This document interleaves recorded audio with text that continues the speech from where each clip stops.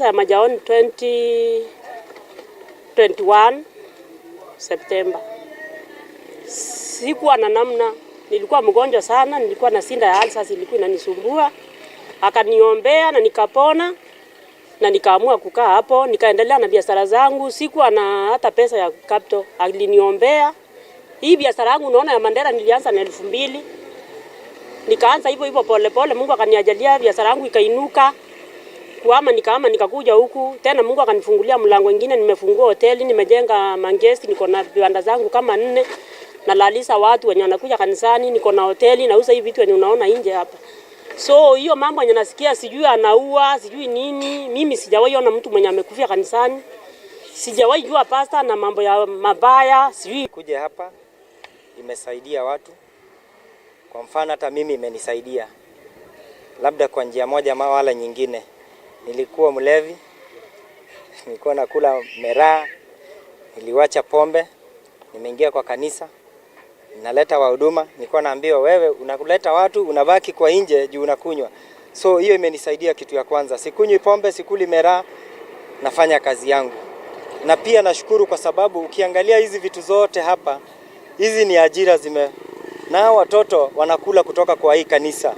Juu mtu akikuja kanisa, watu wamekuja, watapata hiyo nini. So tunashangaa sana kama ni shida gani na kanisa kama lilianza mwaka 2019 1992 iko na kibali. So itakuwaje kibali tena hakuna? Ni protocol gani hii inatumika? Wangefanya kwa sababu ni kanisa zote ziwe ziko pamoja. Sisi wote tunaomba Mungu mmoja.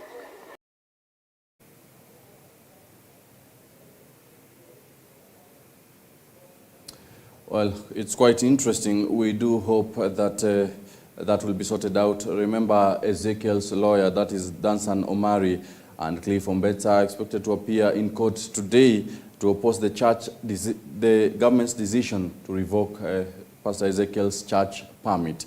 Well, and now taking a look on our previous story right there, President William Ruto now says he is willing to work with the opposition as he holds no grudges against the team. Ruto, who was speaking in Kisii County, says his government is after all leaders to put aside their differences and work for the people of Kenya and not for their selfish ambitions. Kisii Governor Simba Arati and other Azimio leaders in the county say the elections are over and that since William Ruto won the elections, he was going to work with him. Well, let's take a look. The president was touring Kisii County, one of the counties considered to be an opposition zone, having voted overwhelmingly for the opposition leader Raila Odinga. Most of the leaders from the region were in attendance, including the governor Simba Arati and CS Education Ezekiel Machogu. During the meeting, the president hailed the decision by some opposition leaders to work with the government, saying he has no problem with the Raila-led movement. Mimi kabisa sina shida kabisa na ndugu zangu watu wa upinzani. They are a constitutional entity, just like the way we are a constitutional government. So lazima tuheshimiane hapo. Na wanafaa kuendesha kazi yao ya upinzani kulingana na katiba na sheria, ya kuchunguza mambo ya serikali, provide oversight, kuhakikisha kwamba mambo hayaendi kombo. Tunashirikiana kupigana na ufisadi, tunashirikiana kukwamisha mambo ambayo sio mazuri. Lakini ile mimi nawauliza viongozi wote, tafadhali tusitumie watoto wa Kenya, wananchi wa Kenya kupigana, kulete fujo, kuharibu mali. The president had visited Kisii County with a bag of goodies. Kama taifa, we must make the difficult decisions. We cannot continue to borrow money left, right and center because we are endangering the future of our country. Mimi nataka niwashukuru wa Kenya kwa sababu sote sasa tumekubaliana tutatafuta rasilimali zetu kama taifa through raising local resources. Na kupitia hiyo barabara ndio nimeweka katika budget ya mwaka huu shilingi bilioni 265 ya mabarabara zetu. Budget imepita, mwezi moja imepita, si ndio? Si hawa jamaa wamepitisha budget juzi. Sasa napanga hiyo vile hiyo pesa itapatikana ndio nikuje nianzishe hizi barabara zote. So msikuwe na wasiwasi, hiyo barabara yote mjumbe wenu wamesema na zile zingine zimesemwa na viongozi wengine hapa. We now have a plan, a proper plan on how we are going to complete all stalled roads, because they have been stalled for more than a year and a half, more than actually 2 years.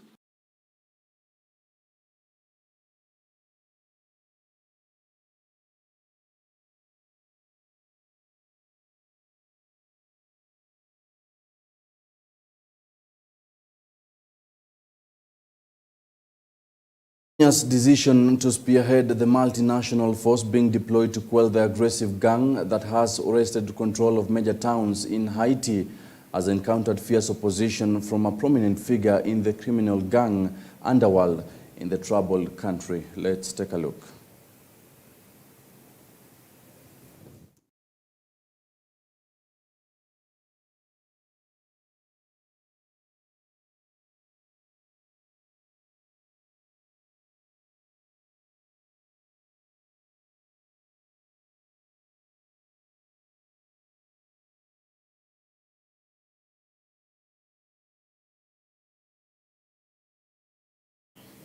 And now on matters education, Kakamega County Governor Fernandez Baraza has urged the national government to focus on helping the county governments providing, or rather to provide primary and secondary education to the people of Kenya. Baraza made this call during an event where he presided over the distribution of scholarships to deserving students in his county. I am proud to know that we are doing this despite the constitutional requirements limiting counties' involvement in the sector of early childhood education and vocational education. We believe that investing in education, especially higher education, is the way to go. And I know we've been having a conversation. We just concluded a devolution conference. And one of the things that we have asked is a consideration to devolve primary education and also secondary education, because this in the water of our ground we feel the heat and the pinch of those vulnerable families on the ground. As you know, today we are also tremendously constrained by the late disbursement of funds from the national government, from our evaluation as Council of Governors. Many county functions are undervalued. We have had a conversation with the Commission on Revenue Allocation so that in the next financing cycle, they have to do proper costing of the functions that have been devolved, so that when you get the money, we are able to allocate properly to the basic services that should be offered to wananchi.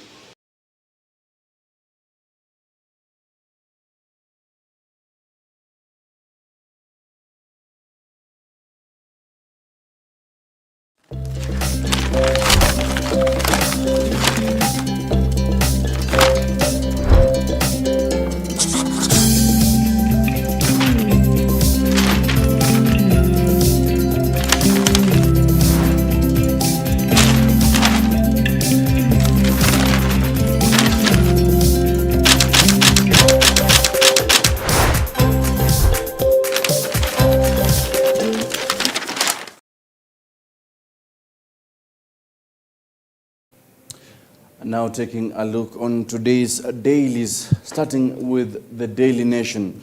Devolution at 10, a stolen dream. While corruption, the noble vision of the framers of the Constitution to decentralize services to the people has been marred by instances of devolved grafts with billions of shillings that were intended for development diverted to line the pockets of county officials and well-connected individuals. Well, today's Daily Nation takes a look on devolution at 10.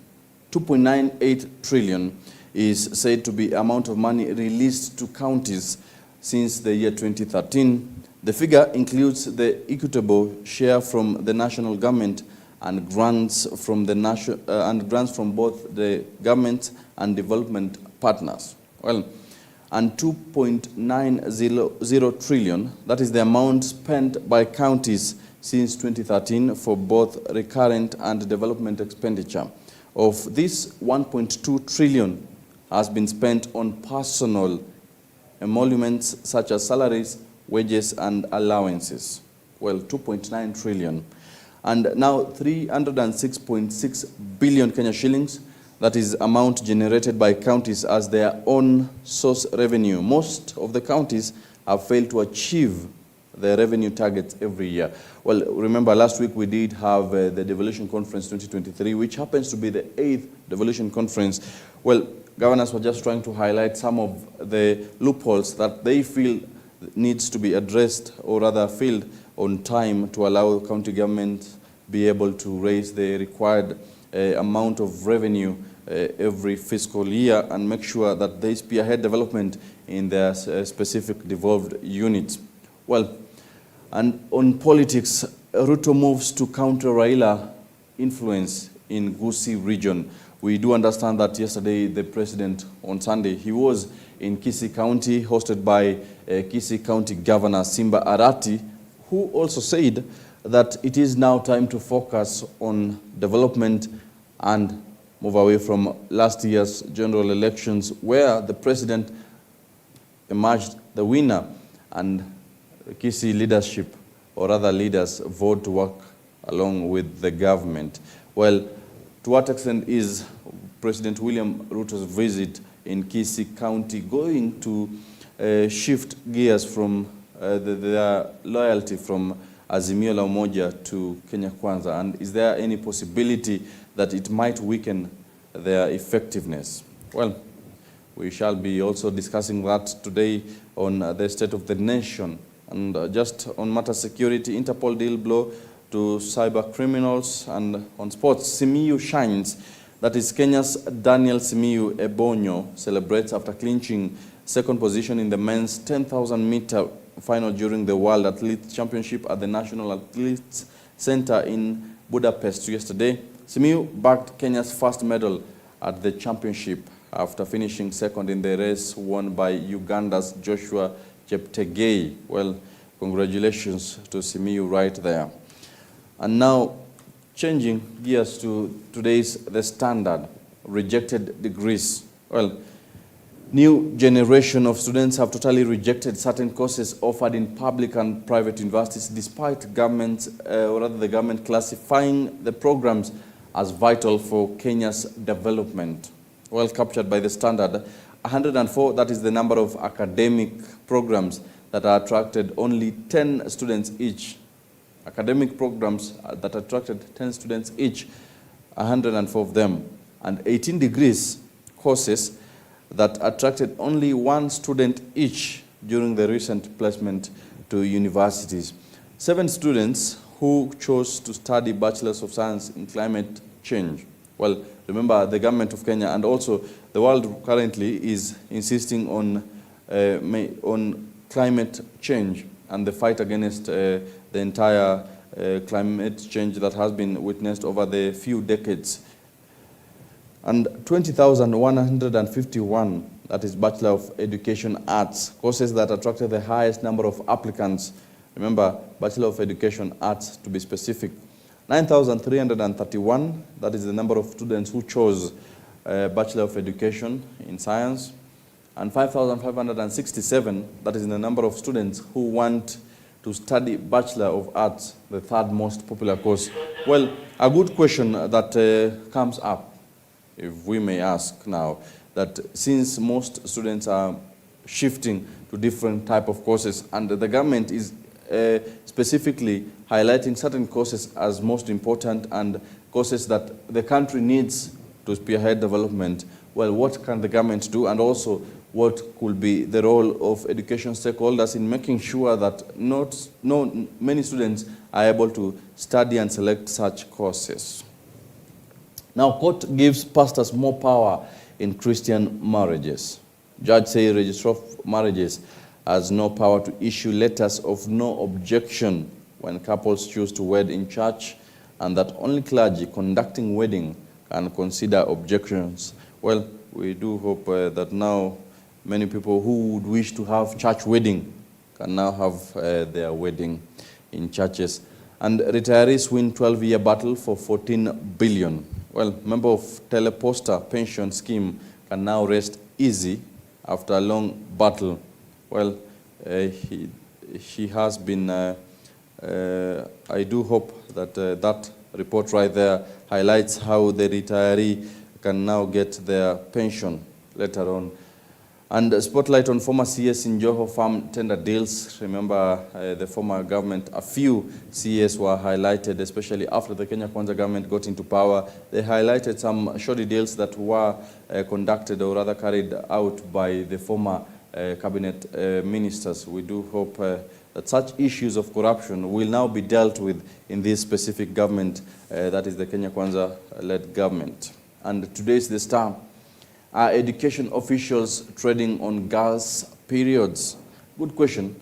Remember that schools have been up and down with regards to making sure that the girl child are fully in school. And to have them in school, it means you have to take good care of their menstrual hygiene. Then the question is, we've seen nominated Senator Gloria Oruoba actively making sure that she fights for the menstrual hygiene amongst school-going girls, and her campaign has received major support. And now the Star today highlights our education officials treading on girls' periods. Well, we've seen several governor spouses, or rather spouse of governors, coming out and championing for the rights of girls, or rather their welfare, and making sure that they put them within schools. Still, the Star highlights right there the picture of the day, that is President William Ruto and Kisii Governor Simba Arati.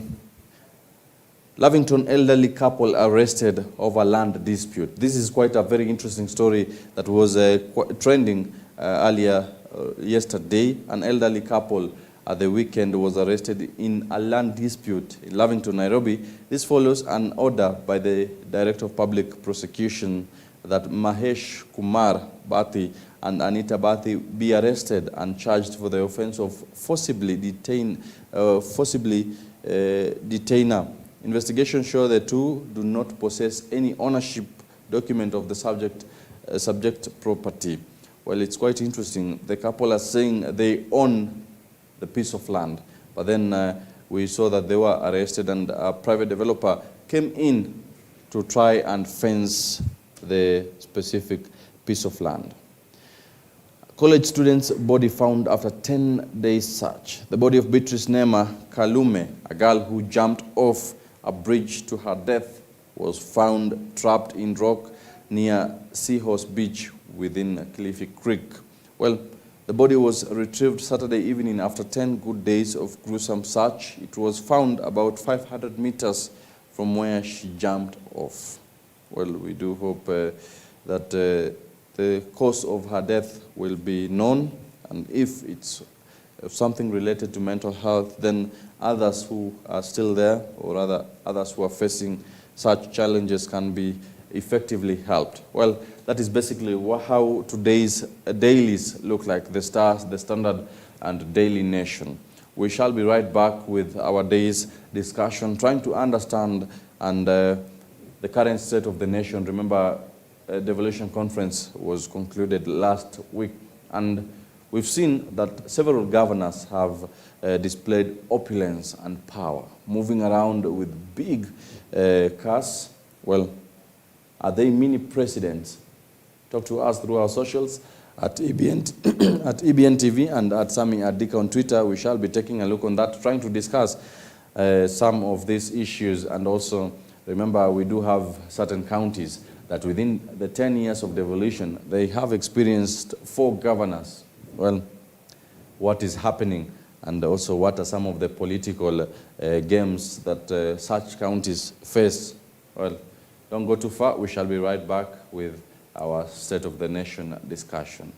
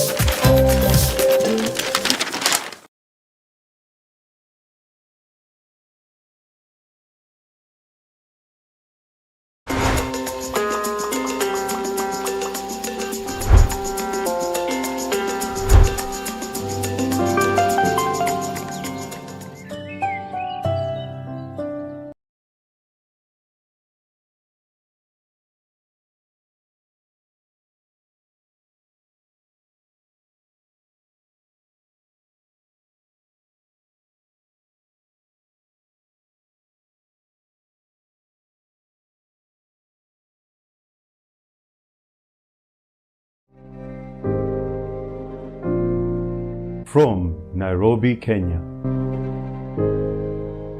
this is EBN TV.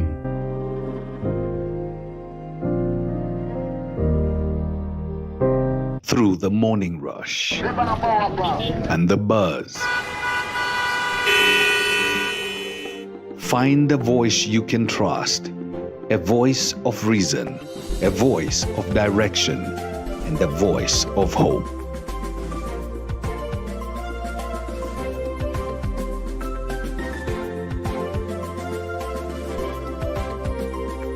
Good morning. Welcome to the Morning Live. I'm Cynthia Nanjala. And I'm SAMMY ADIKA.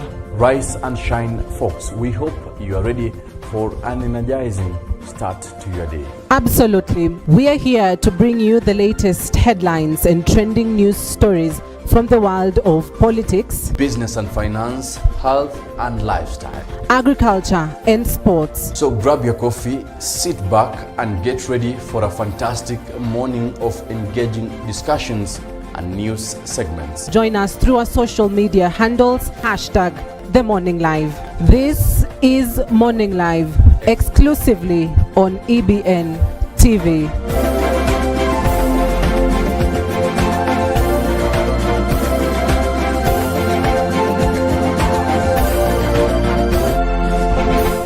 In a fast-paced world filled with distractions, it's easy to lose sight of what truly matters: your relationship with God.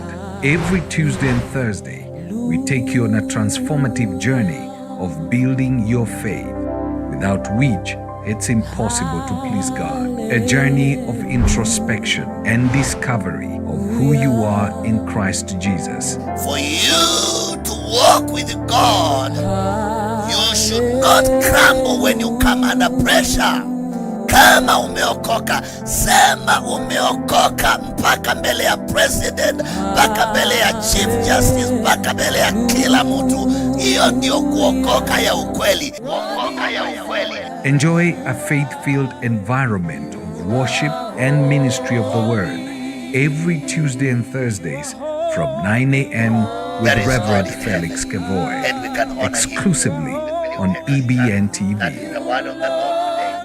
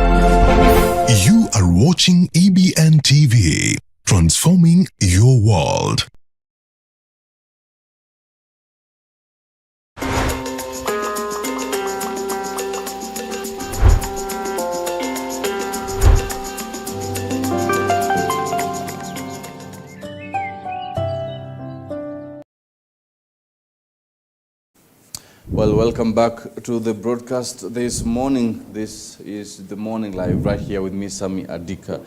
Well, joining me this morning is our political analyst, MUITO. Thank you. A good question. We've seen the Devolution Conference ended last week on Friday, and some governors are said to display opulence, that power, moving around with guzzlers. What would be your take of, are they mini presidents? Is it excessive use of, or rather use of resources? Well, those of us who choose to see things from, give it a foresight, started hinting at this kind of race to amassing wealth when we were making the Constitution. And it all started when, by the time we were making the Constitution, 2010, there was this big debate of whether to call them governments or authorities. And when you have a government within a government, evidently, you saw the competition of who becomes His Excellency, Her Excellency, and all these nonsense shenanigans that went around. Yes. It is all about greed and selfishness. And these are discussions of 2010. But what cliche really immersed all these thoughts? Those who tried to give a reason that time when they were making the Constitution, they said, you objecting must be an enemy of change. But these are the kind of questions we were asking. And there are many other areas I can talk about this Constitution that really are very sensitive. But let's confine ourselves to the opulence, yes. And the high life that governors have taken, and members of the county assembly are now heading there, with the MCAs also clamoring to get a larger chunk of money. But the demand that was there, 100 million, I think, is just a crazy budget to allocate to any MCA. But why are they clamoring for this? Just to amass wealth. It's greed. It's not really for the people. Because if you look at the figures here, they tell you 1.2 trillion goes to their entertainment and whatever salaries, emoluments, and everything that only pertain to them and their interest. This can only be summed up to very few words: greed and selfishness. So when you walk into such an office without character, and I want to talk about even a divine character, a godly, God-fearing character, then there is no way one can avert joining the fray and dance to the same tune. So you can have a young governor will still sing the same song that was being played by the older governors. So it's not a generational change or anything. It's a mindset change. And I always touch this mindset thing because that is what brings in the attitude. What really pushes you to becoming a leader of a certain area? Do you know how many leaders today are elected without any agenda or manifesto? They came, they danced, they did their jig, and they got their vote because they entertained the crowd. But whose mistake?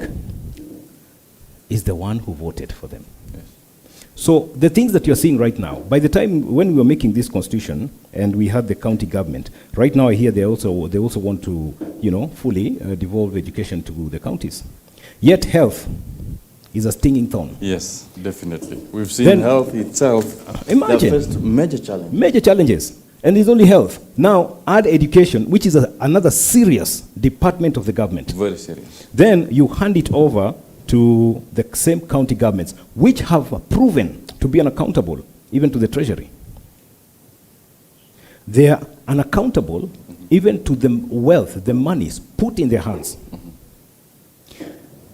Because the same counties which are receiving so much from the treasury are also generating their own income through parking fees, land rates, events, You know, and many other things, licensing, you know, all these things, they're within the county's reach. And everybody is having a license, paying land rate while within the county. But this money is not coming back to this to bolster what we already have received at KRA. It's ending up in their pockets. That is why when you tell them to digitize or mechanize, it doesn't work. So how does it end up? It is, hey, from your side, I expect, just the way these other corrupt departments do, I expect 10,000 shillings by 10 a.m., you know? Yeah. Target. A very interesting statistics right there, highlighted by Daily Nation. 306.6 billion Kenya shillings. This is the amount that county governments have been able to raise as their own revenue since the inception, or rather, their own revenue. Most of the counties have failed to achieve the revenue targets. You can imagine 10 years. You know, it's very sad that a whole county can post generated income or generated revenue to the treasury less than the salary of the CEO of Safaricom for 1 month. That they do for 1 year, around 10 million, 20 million. The others who do billions. And that's why I want to concentrate on those who do billions, like Nairobi, Kiambu, Mombasa, Nakuru, Kisumu, Nyeri. I would include Kakamega, if they're accountable. But you see, some of these major contributors, Kajiado, I believe they also have some money they bring back. Any county that does not have returns to the list, 500 million, and I'm talking about Wajir, Garissa, Mandera, something is wrong somewhere. Yet, they're receiving equalization fund for the so-called marginalized. They're receiving a larger chunk so they can catch up. They're receiving, all NGOs are taking resources to that place. But they have nothing, no development. The opulence we see in the governors. He drives home with a convoy, goes back with a convoy, but people are living in tents in the same county. These are the kind of shame I'm saying the government, the county governors should try and avert. And that's why I spoke about morality and ethics. You brought me to morality and ethics. We do remember Makueni governor, Kifutha Kibwana. He did stand out with regards to his leadership style. At one point, he was driving a very small car, comfortably. You can see where Makueni was during his tenure. He was able to bring change, development in his county, especially health, which other counties have been struggling with. Take a look at his office. Now, certain county governments, like Machakos, you know, Machakos was able to construct a very big office for the governor. Take a look at other counties. They've been there, they've had governors, but county governors, now the second governors, are struggling to now put up offices. Yet we had Trans Nzoia County, a good example.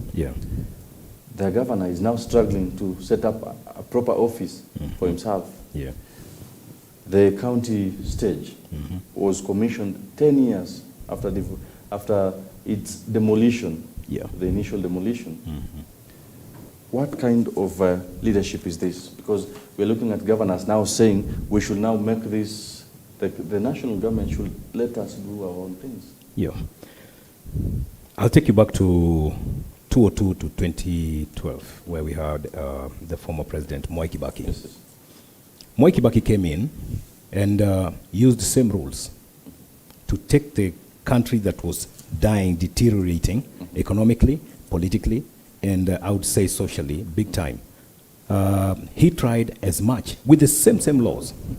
He used them properly, correctly, and he was able to, you know, influence every area of Kenyans' communities with development and change. When Kifutha Kibwana, who is also a student of Mwai Kibaki, took the leadership of, is it Makueni? Yeah, Makueni County. You know, Makueni was just one of those so-called semi-arid counties. we thought nothing would come out of there.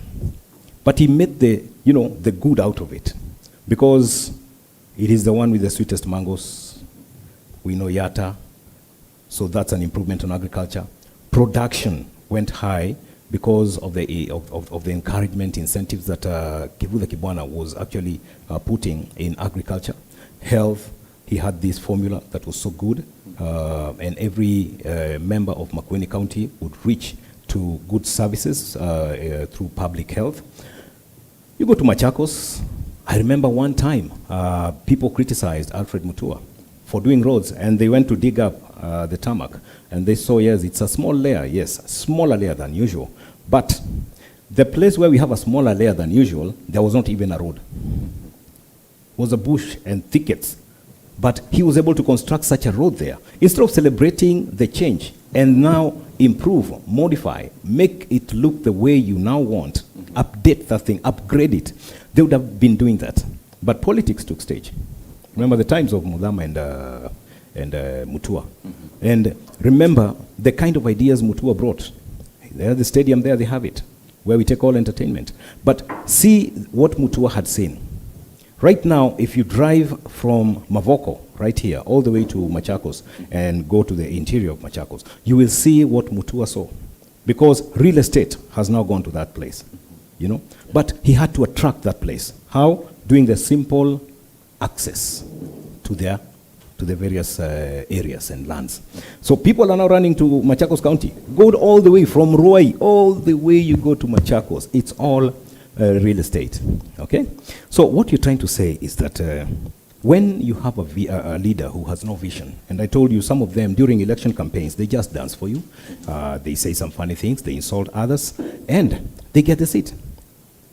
Who fails on matters evaluation and scrutiny? It is the Kenyan voter.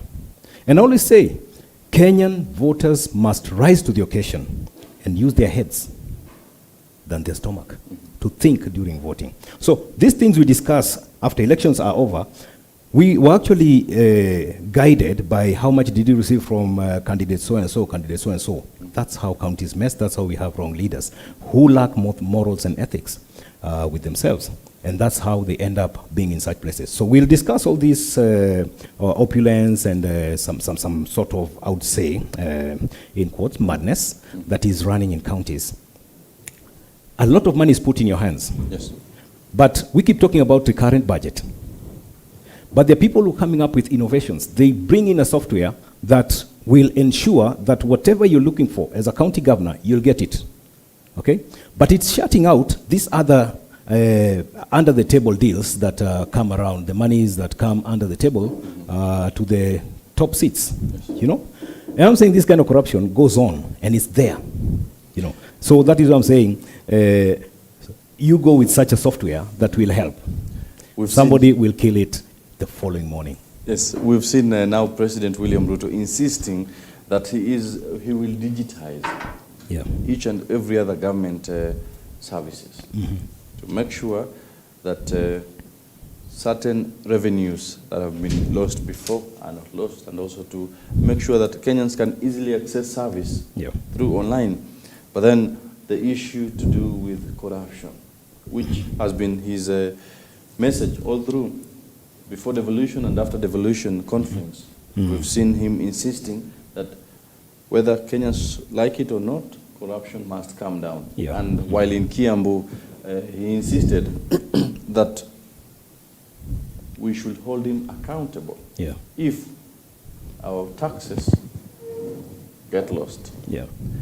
Do you think he's equal to the task of bringing these cartels? And you know, he told them, if you can't stop, then Muhammad Kenya. I understand he's the president, he's got the powers, but to what extent? Well, the statement Muhammad Kenya does not mean that you have to literally leave the country. He's only saying you'll be living in a strange land. Yes. Okay? Because the system will be running like this while you're thinking like this. So you'll feel strange in that country. So that is what is called Kuhama. Kuhama is just you know, he's only trying to express that you will feel strange and you'll not feel like you belong. digitizing the systems is a good idea. But who is digital? What percentage of Kenya's population is digital? What areas can be digital? Because we talk about digital, we're talking about running to a cyber. The simplest, easiest way of getting digital service is maybe through a cyber. But let me see, if the government would have it as a project, free Wi-Fi, yes, countrywide. It has been launched in several counties. Not just some small spots, you know. I'm talking about free Wi-Fi. You know, the way you can access your phone and you have Safaricom network there. We get that free Wi-Fi. Let the Kenyan have the duty, the responsibility to upgrade whatever phone that is not digital, that cannot access digital services, the Katululu, and get into the smartphone. Because we thank God, because the Chinese actually brought us to speed with the technological, you know, transformation that is taking place in other countries, and having these gadgets, simple as they are, at least they will allow us now to be able to communicate with the government from the kitchen, you know. So digitizing is a good idea, but it's not an instantaneous thing, and I believe the president knows this. So it's a project that will have bigger plans. Because to digitize, and I'm telling you why even somebody is having very vital services, bypassing them without knowledge, is because some of them don't have a token for just bundles and everything. But if you have free Wi-Fi, if it becomes a government's commitment, then I think this will become another thing of the past. So, but if the government is targeting these areas very much, you know, the Wi-Fi, whatever service providers and whatever they're supposed to pay back to the government, if that becomes the case, then it's going to be very, very huge task for the president to meet his target. So it will be just one of those sweet things that any leader can speak about, but it will take quite some planning. Yeah. Yes, yesterday we did see President William Ruto was in Kisii County. And after talking and telling them, my only aim is to make sure we bring all the leaders on the table and we make sure we work for the Kenyans we promised. Yeah. We will work for. And certain Kisii leaders, including Simba Arati, said that now elections are passed, we now have to focus on working for Kenyans. What impact is it going to have on, you know, we understand that Kisii has been termed to be Odinga's turf, yeah, political turf. So what impact is it going to have on him, or rather his political ambitions within Kisii? Ruto or Raila? Raila, that is.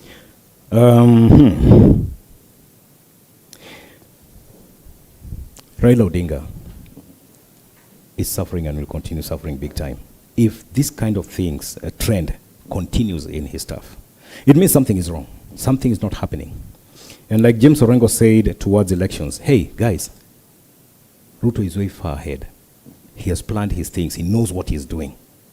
That was before elections. He told them, after Kamkunji, can you sit back, sit down, and re-strategize? That was James Orengo. And several meetings he avoided attending. But I will say this. Lack of updating the strategy has been the problem with ODM. And I told you the other day, and I told Kenyans the other day, that members of parliament, leaders, are not robots or zombies. You press a button and they act like that. These people had brains. When they were campaigning, they campaigned for you. They campaigned and told the people what they intend to do with, from themselves, from their own agenda, and from the, party agenda, and for the national interest. They campaigned and said what they had to say. Okay?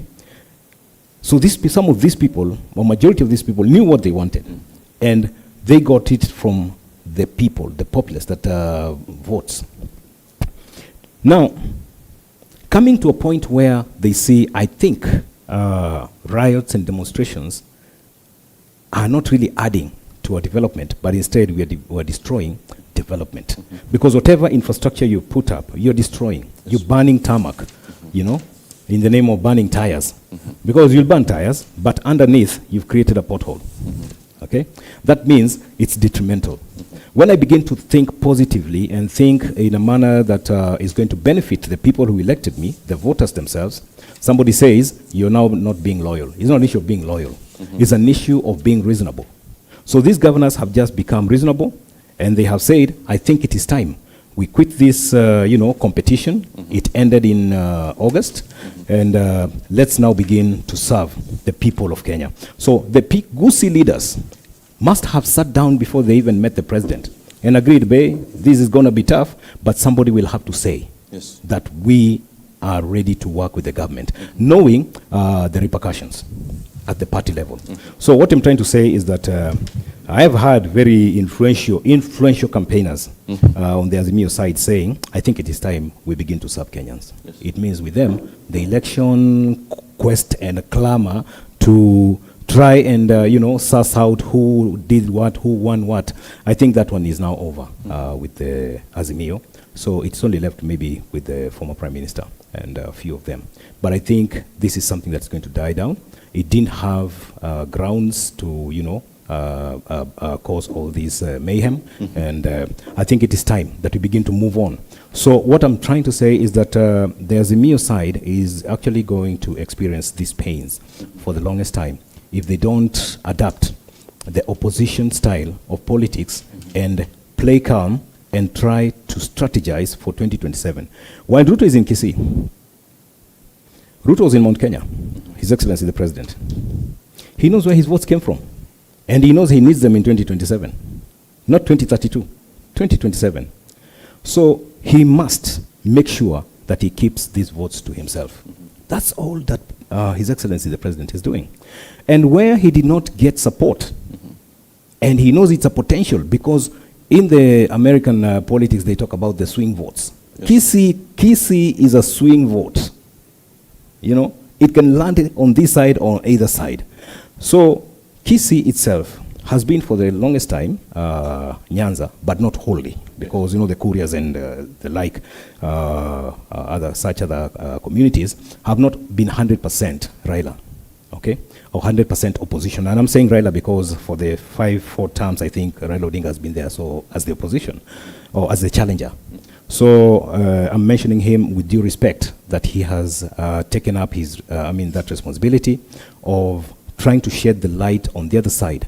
It's only that it's not been successful, and I'm hoping, although age is catching up, I'm hoping that from another platform he'll be able to do this even effectively. Now, Kisii County is just another place where William Ruto is not really going for 100%, and I can tell you, he's a political strategist. He's actually going for a certain percentage. Once you get that small percentage, if it was 20% for him or 25% for him, he needs 50, and that's all. That's what he's targeting for 2027. Well, and we've now seen, like yesterday in Kisii, certain leaders were insisting that it is time to abandon the talks. Let's focus on working for the people. Yeah. William, and that is Eugene Wamalwa, the DAP party leader, insisting that the cost of living will be the top agenda. Today they are meeting for the 3rd time. Yeah. First, second time, we still see things have not yet settled. There's still tension. Will the talks continue? From where you sit, do you see success in some of the issues to be discussed? Like I said, and I think we analyzed every bit of the issues that they had brought forth. And I told you, these are non-issues. And these are issues that will not go anywhere. So these are talks that will not go anywhere. When we talk about cost of living, it's a process. We're about to get the first harvest. Yes. Okay? Maize harvest and cereals. We're about to get the first harvest from people who actually did the planting early this year. And at that time, there was another group also that was at the height of politics and demonstrations. And while I remember a call by a senator, a CS, Kalwale, urging the Luya community, please go back, receive the fertilizer, then go back to the demonstrations. He sounded like he was kind of ridiculing them, according to the people who responded. But he was actually telling them, please, you will not receive this unless you're registered as a farmer. Go home, register, get the fertilizer, then wacha watu wakilima, wewe wende Nairobi ufanye ile kazi umezoea basi kufanya ya kurusha You know, he said this, and I'm telling you, 9 months later, 6 months later, the people who are going to harvest, they're going to make money. They will not have reasons to go and complain of hunger and brokenness. Yes. Will that mean that if the opposition is to go back to the street, they now have to get another reason or any other option? They'll have to find better reasons. IEBC, my friend, you participated in elections and campaigns organized by IEBC or monitored by IEBC. You participated in elections organized and monitored by IEBC. You participated in a court process procedurally, which is supposed to, follow the results, declarations of IEBC from whatever elective position. The next place is court. You participate fully. Make your demands. We want the server to be open. Server is opened while the proceedings are on. You take the details and present them. And somehow they come out as deficient because they didn't suffice for what they needed. Then all of a sudden, you also find yourself making an acceptance speech. Then you come out again and say, I have found new evidence. To take where? And you had the Supreme Court, and the Constitution says it is the only court that we take presidential matters. So to where? Go to ICC, go to international. They started making the calls.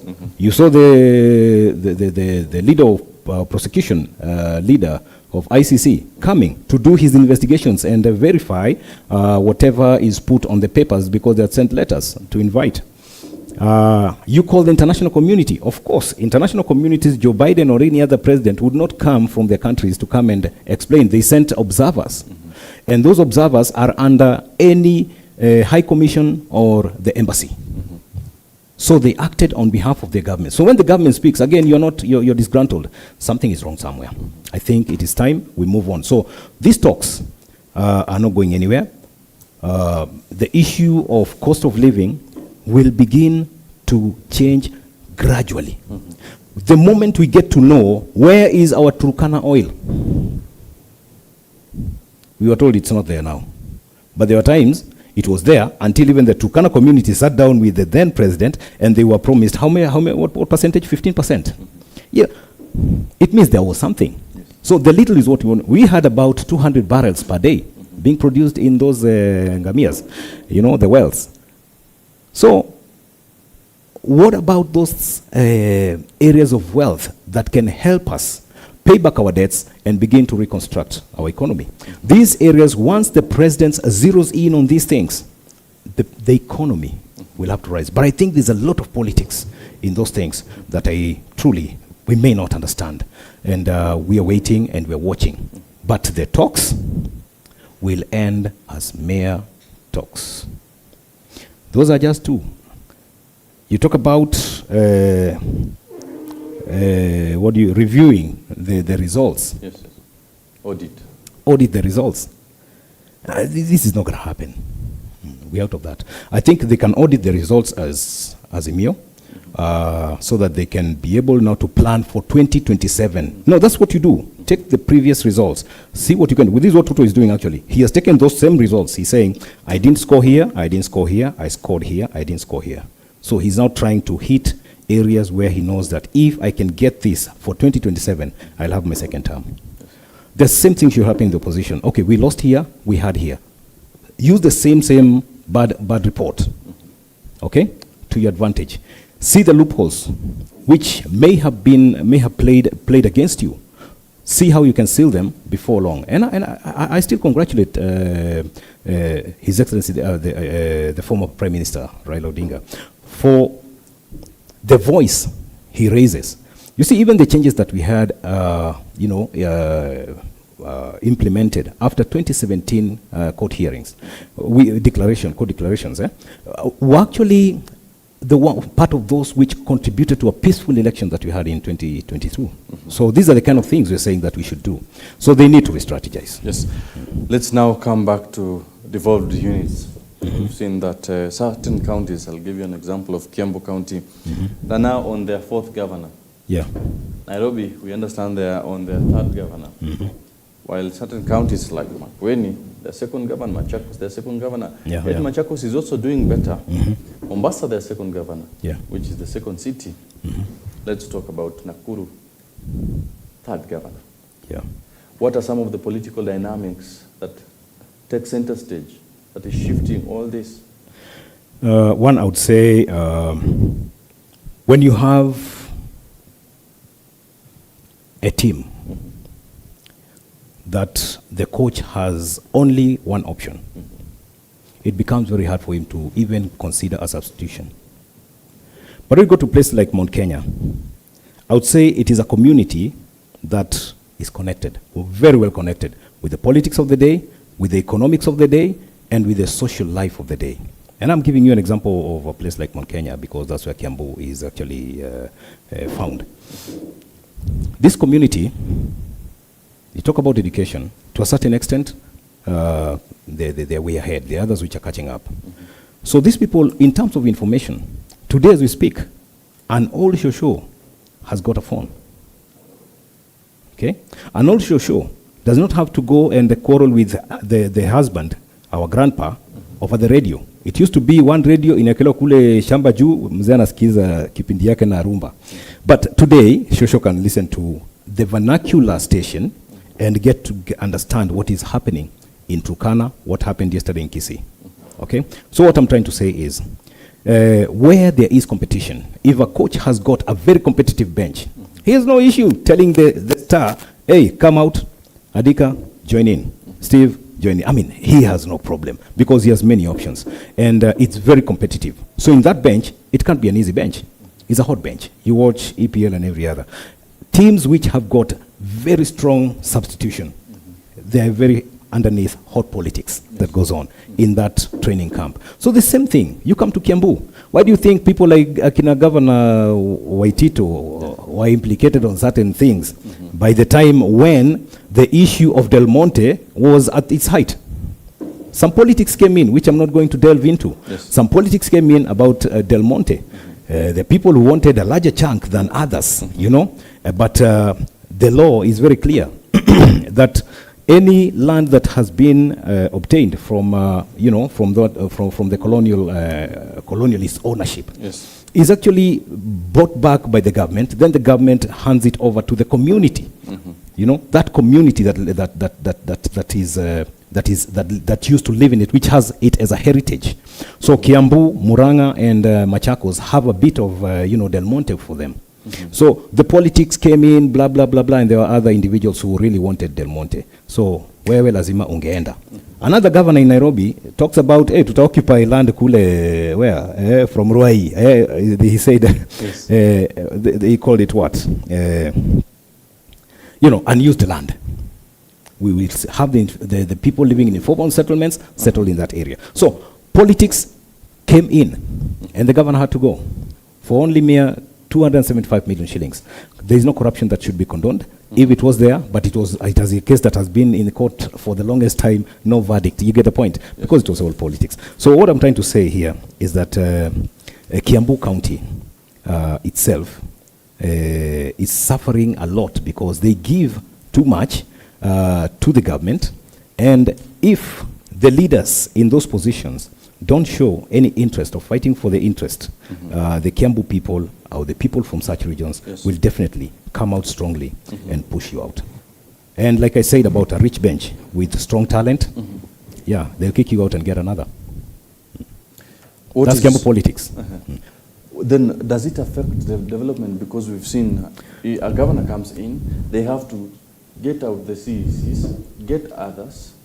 We're talking about resources here. A governor comes in with their team. Yeah.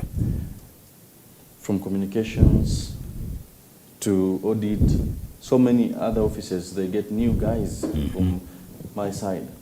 Then does it mean I have again to start retraining, because we're talking about resources here?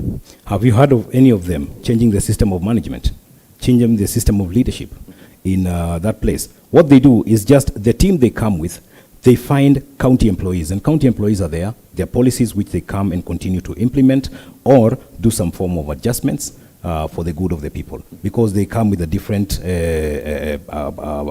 perspective. So once they see it in a manner that is going to benefit the people, then it happens and it works. So having changes is not, when you create for yourself a king than a governor, it becomes a problem. I go to places like I think places like Nyanza, that if you don't support the leader, then there is nothing you're doing. Not about the people; it's about the leader's interest. So you will be there for the longest time, getting your 2 terms, but having done nothing. Go to places where children are still studying under trees. You don't find them in places where politics is competitive, like Kiambu. No. Kiambu are tiling and painting their classrooms, while others are getting out of the ground underneath a tree, shade of a tree, let alone the mud structures, still existing in certain counties. Yet they are receiving similar amount of finances.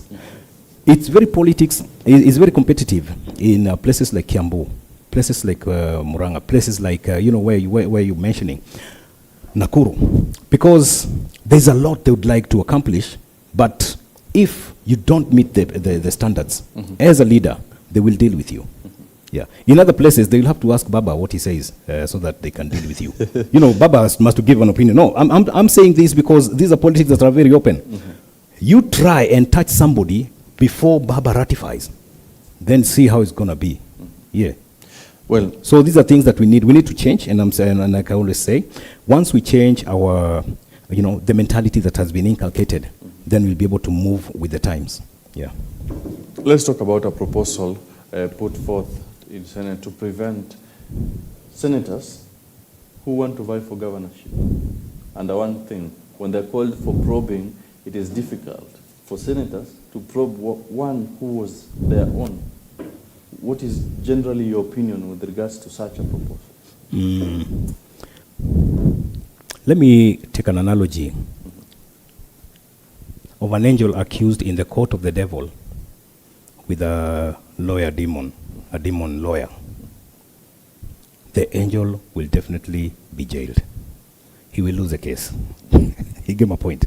So, in this politics, the senator is claiming to advocate for the people's interest. But the senator is eyeing that position. So he's trying to see, how would I create a basis of my campaigns come 2027 while still in the Senate? Okay? That is now what is being countered. Yeah.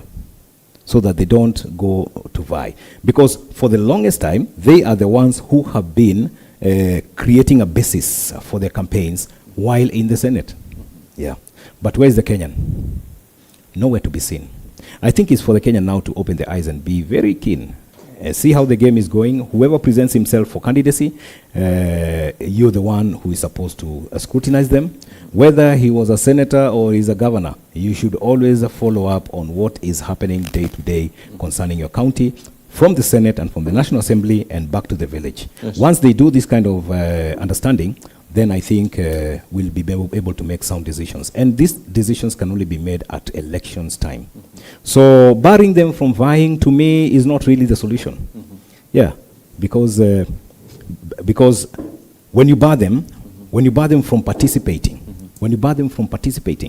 it means they will still find their way into, the politics of the village if they know the goodness of being a governor. So they will try as much as they can. Maybe they'll avoid, going for Senate and start their politics right from the ground. But barring senators and barring members of parliament from taking up these positions, I think it's going to be unfair. Yes. Yeah. So just let it be as it is, as competitive as it is. Let them do this, but we know what they do. They also create a ground for them to step in. Yes. Last week we saw the government, that is, or rather the registrar of these churches, revoked as we wind up, because I can see now time is not on our side. Just a quick one. We did see that worship at New Life Kilifi Church continued yesterday peacefully. And now, the followers of the New Life Prayer Center Church, led by the controversial Pastor Ezekiel Odero, allegedly held a low-key Sunday service, despite the government withdrawing the church registration. Well, what is happening? Because we do have Ezekiel, yes, we do have the New Life International. We also have the good news of Paul Mackenzie, who's been in for like 4 months now. We're still waiting, and we're still seeing new bodies being dug up every day. Let me hit the nail on the head. It's not even the government. It's the so-called mainstream churches or religion against these evangelical Bible-believing groups. Why? People who have formed these churches, people who are believers of the scriptures, following these so-called small churches, as they call it, broke away from the so-called mainstream churches. And I'm very deliberate on this because we need a whole day to discuss this thing and see how it's working out during these end times. Yes. Okay? If you go to the leadership of the mainstream churches, they have no problem with LGBTQ. But if I go to the Bible, I will see, so this God destroyed Sodom and Gomorrah because of the then LGBTQ. That is sodomy and lesbianism, all these things. Those are the things that caused him to destroy it with fire. Now, come to this time. We have a gospel of tolerance running around. Who's propagating it? The Pope of the Catholic. And I'm not fighting Catholic. It's in public domain. He's the one leading the campaigns for tolerance that accepts somebody as they are. But they use the WHO to say it is a condition, not a behavior. These are the evil times. Churches will be targeted. RGC will be targeted. Gospel evangelistic will be targeted. According to them, they are all small churches. You get the point? But there is nothing small in believing in Jesus Christ as per the scriptures. The mainstream churches have altered many things that are in the scriptures. And recently we heard that a Bible for humanity that accepts humanity as it is will be rewritten, will be drawn so that it can replace the old primitive Bible. The old primitive Bible speaks about God and creation and what he wishes and loves for the desires for the people, for the humanity. Yes. But now this one for humanity is the one that is going to accommodate the LGBTQ and everything, and they're calling it a Bible. But this is a story for another day. So what you try to look at here, we will say the politics of the church, true church, will be fought. And let me tell you, within the evangelical circles, the devil came in so strongly from these secret societies to fund them with money. And the ignorant churches have made them elders and converted them into pastors. But pastorhood, apostlehood, prophethood, teaching, and these other, the fivefold ministries, those are called up by Christ himself, according to Ephesians. But people are now making pastors for themselves and paying them a salary. Yes. So these are the kind of things, we look at these things at some point, and I wish you bring it up and give it more time. We get to see what is happening in all these churches and mainstream churches, and also these other Bible-believing religion. Because there's a lot that we can touch on it. I'm trying to sum it up because I know time is up. But I want to say it is a war that has been kindled by the so-called mainstream churches. Yes. And members of the government, majority of them, would be comfortable in a religion that does not tell me not to drink, not to smoke, not to do evil, not to do this, not to do that, you know? Yes. So once I'm in an area where you say it's okay, as long as you bring your offering, you're good. You know, we see these things on a daily basis happening in such churches. Yes. What you're saying is, the mainstream church is fighting the evangelical church. And it's almost impossible for, let's take a look like now, the new life under Pastor Ezekiel. Yeah. Despite the government revoking the license, still we can see people streaming in with no fear that police can come in and interrupt. There's freedom of worship. Yes. Has it said that you must worship in a certain structure? If you deny us the license, you didn't deny us the worship. Mm-hmm. You did nullify God. We will continue to worship our God as we wish, mm-hmm. and from wherever, because we have a constitutional right to worship God freely. So we'll take advantage of that one.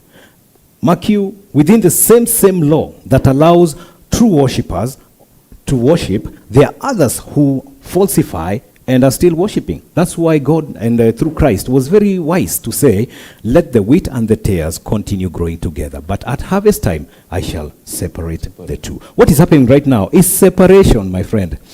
We will see. Let me tell you, if you see a 1,000 note, fake note circulating, it will be qualified to be called fake because there's a genuine one. So my admonition to any Kenyan, hey, search by the help of the Holy Spirit to get the right place to worship the true God. Mm-hmm. Well, as we conclude, what can be your message to Kenyans with regards to the current state of the nation, from the politics of the day to the leadership devolved units happening? Because we do understand now we are marking 10 years since the inception of devolution. Like we say, the devolution was one great idea. Mm-hmm. One great idea. The only thing, like I said earlier, I alluded earlier in my introduction, that the county government has been given a lot to bite, mm-hmm. That it can chew. Okay? And even now what is coming up about education, I think we're only overburdening the county government, because county government is only lacking something we call capacity. Yes. At the county level.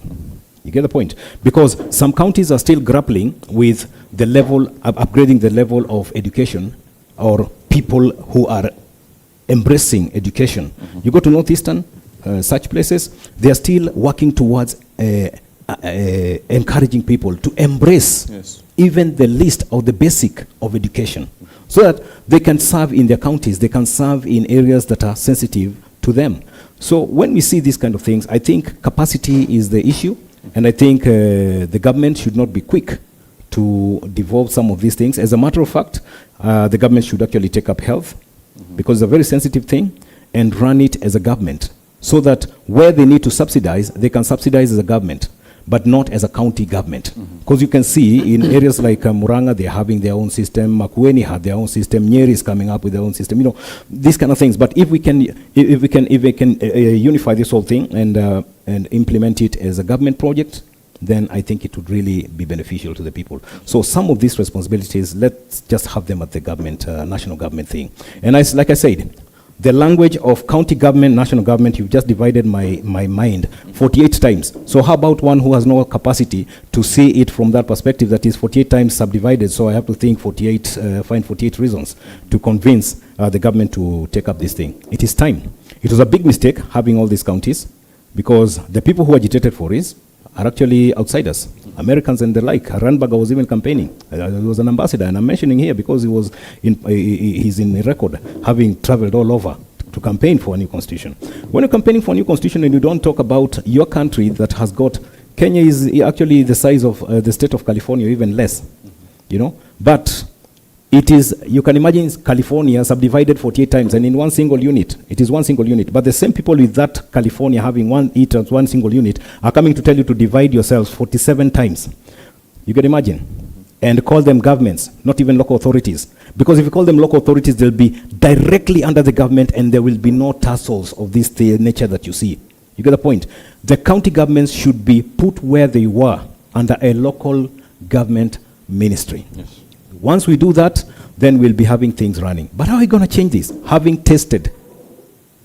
We're talking about the opulence, the amount of money that goes into salaries and entertainment. Having tested all that, how easy do you think it's going to be to change? And we told them, you're talking about 20%? Yes. Let's see how it's going to work.